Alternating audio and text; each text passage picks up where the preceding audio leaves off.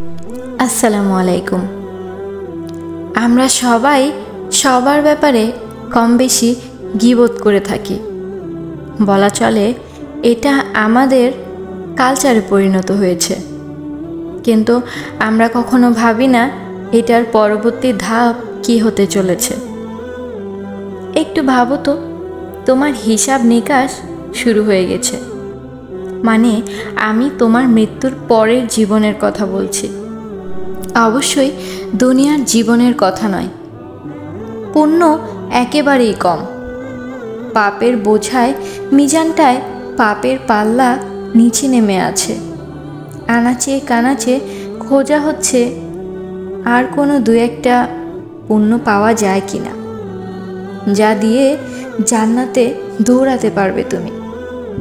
আর যা যা হচ্ছে তুমি তোমার চোখের সামনেই দেখছো। তখন তুমি হায় আফসোস করছো, কি এক তীব্র মুহূর্ত, কি এক অপেক্ষা, তাই না? এমন তো দুনিয়াতে কোনো কিছু যখন অপেক্ষা করো তখনও মনে হয় এই অনুভূতি কাজ করে না। কিন্তু কোথাও মিলল না তোমার কোনো পুণ্য।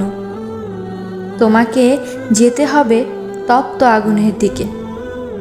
আর ঠিক তখনই হঠাৎ করেই কোনো এক মালিকা কোনো এক হিসেবের খাতা এনে বললেন, হে পরওয়ারদিগার, এই বান্দার নামে অমুক অমুক ব্যক্তি গীবত করেছে।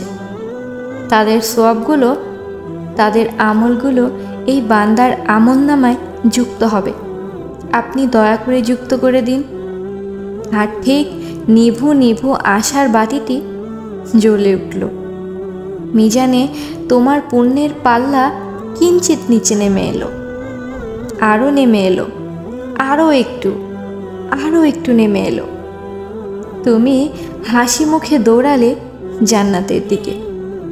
বলো তো তখন কেমন লাগবে এই সারপ্রাইজ সোয়াবটা যা আল্লাহ তোমাকে দয়া করে দিয়েছেন। আবার ঠিক এর উল্টোটা ভাবো তো, তুমি দাঁড়িয়ে আছো খোশ মেজাজে, মনে কোনো চিন্তে নেই, মাথায় কোনো ভয়ের চিহ্নও নেই। মিজানে তোমার সোয়াবের পাল্লাটা কত নিচে আর পাপের পাল্লাটা কত ওপরে। তুমি হাসছো আর কখন তোমাকে জান্নাতের প্রতি আহ্বান করা হবে তার জন্য অপেক্ষা করছো। এমন সময় কোনো এক মালিকা এসে বললেন, হে পরওয়ারদিগার, সে তো অমুক অমুকদের নামে গীবত করেছিল। তার আমলগুলো, তার সোয়াবগুলো নিয়ে তাদের আমলনামায় যুক্ত করতে হবে। আপনি দয়া করে যুক্ত করে দিন। আর এর পরেই তোমার হাসিটা নিভে গেল আশার আলোটা। একজনের জন্য কিছু পুণ্য নিয়ে নেওয়া হলো তোমার আমলনামা থেকে, তোমার সোয়াব থেকে। এরপর আরেকজনের জন্য, এরপর আরেকজনের জন্য, এরপর আরও একজন, তারপর আরও একজন।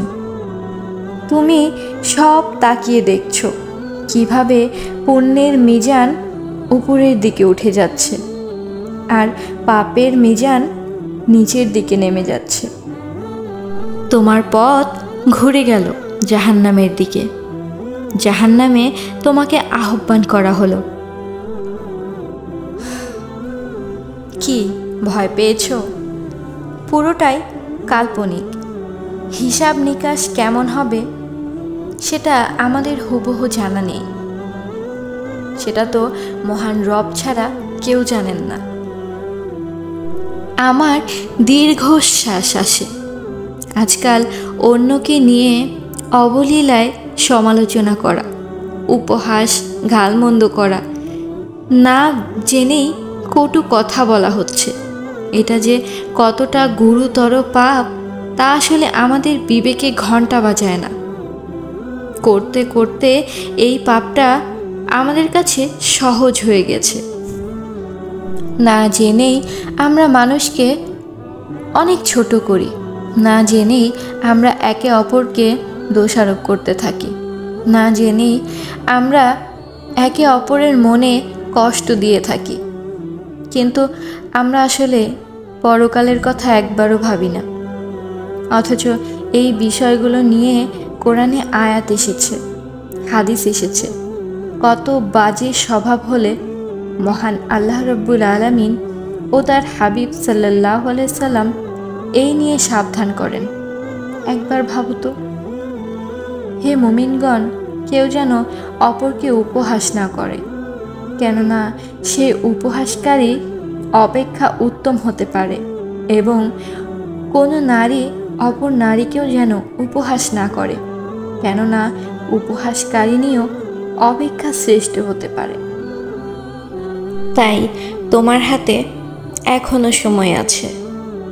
যতদিন তুমি এই দুনিয়াতে আছো, তোমার আখিরাত নিয়ে তোমাকে ভাবতে হবে, তোমাকে চিন্তা করতে হবে।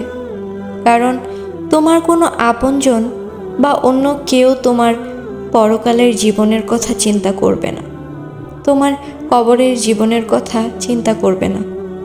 তোমারটা তোমারই করতে হবে। নিজের ভালো যদি চেয়ে থাকো, তাহলে এখন থেকেই তোমার আখিরাত নিয়ে ভাবো, দুনিয়া নিয়ে নয়।